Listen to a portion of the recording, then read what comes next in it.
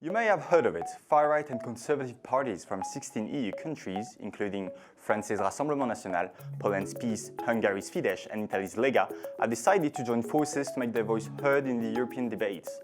Together, they signed a document calling for deep reform of the EU, paving the way for what some are predicting to become a new political group in the European Parliament. But what does it mean to belong to a group, and what would be the political implication of such a move? Today, EURACTIV takes a closer look.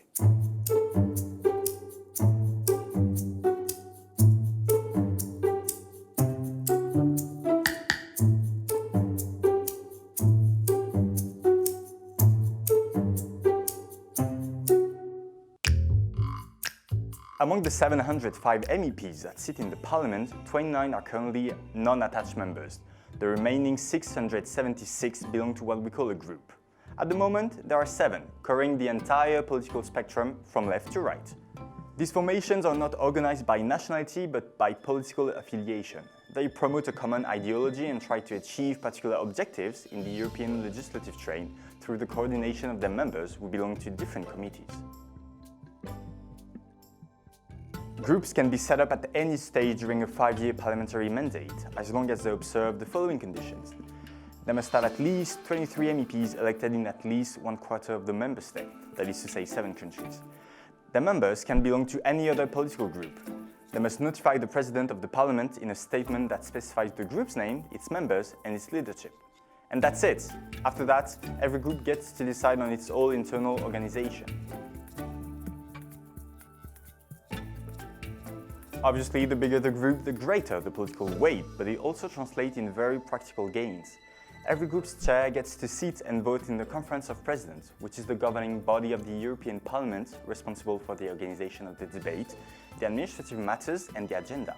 It also means decisive positions in the many committees of the European Parliament, as the rule of procedures provide that its diversity must be reflected in the composition of the bureau of each committee. That's in theory though. In reality, there is a cordon sanitaire.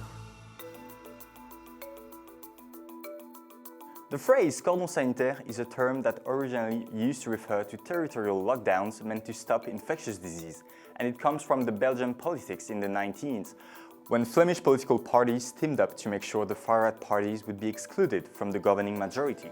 Nowadays, it translates into the Identity and Democracy Group, which gathers Rassemblement National, Lega and Alternative for Deutschland, not chairing or having vice chairs in any committee despite representing almost 11% in the plenary. For the sake of comparison, the Greens, who represent only 9% of the MEPs, boast 12 positions, including 3 as committee chairs. Something might be changing though. Fidesz, the party of Hungarian Prime Minister Viktor Orbán, recently left the European People's Party, the largest and most influential political group of the European Parliament. They left just before being kicked out, in fact. Still, Fidesz's exit from the EPP triggered a chain reaction as right and extreme right parties are repositioning themselves. Without a group, Fidesz is marginalized from European politics. However, Orbán has no interest in joining an established EU party where it would merely be a junior partner, given the relatively small number of Hungarian MEPs. Orbán is therefore trying to create a new political family that gathers all right-wing forces in Europe where he could claim ideological leadership, even though Fidesz itself would probably be too small to take the actual helm.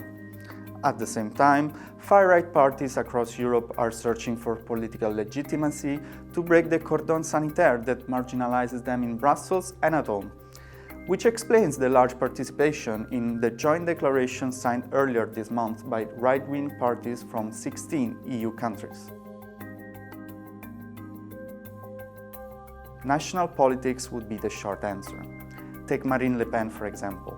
The nationalist right in Europe is usually defined by where her party, Rassemblement National, stands. Ahead of the 2022 presidential elections, the signing of the declaration may allow Le Pen to recalibrate her position vis-à-vis the EU. During the 2017 elections, Marine Le Pen campaigned for exiting from the euro and a total renegotiation of the European treaties. Since then, she has not been very audible on the substance, even if the European Union has been a recurrent and easy target on which to put the blame on many topics: migration, vaccines, you name it.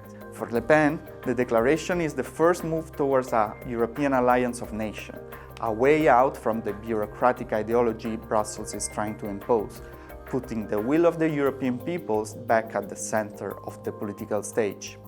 This move might be risky though. For years, Rassemblement National has tried to get rid of its extremist stigma. Le Pen prefers to define her political orientation as sovereignist than far-right. Joining forces with other parties may reassure some voters that a Le Penist France will not be isolated in Europe, but some of these parties are far from cautious in expressing an extremist position. Things might be even more complicated in Italy. The race between Giorgia Meloni, leader of Fratelli d'Italia, and Matteo Salvini, Lega Nord, is a microcosm of the competition internal to the right-wing arena. Current national polls estimate both parties as the most represented in vote intentions, but who will end up on top remains to be seen. Following the departure of the UK Tories, Fratelli d'Italia skillfully managed to take over the European Conservatives and Reformist group. The ECR tries to present itself as a Euro-realist voice to the right of the EPP. As a result, it is not completely excluded from the distribution of roles in the European Parliament. Meloni has therefore no interest in dissolving the ECR group. She would at best expand it to parties that would not compromise its more moderate perception.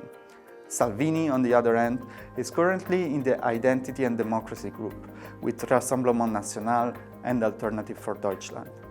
He has been trying to break out of the cordon sanitaire by creating a new group that would include, other than Hungary's Fidesz, the Polish ruling party Law and Justice, which is currently part of the ECR group.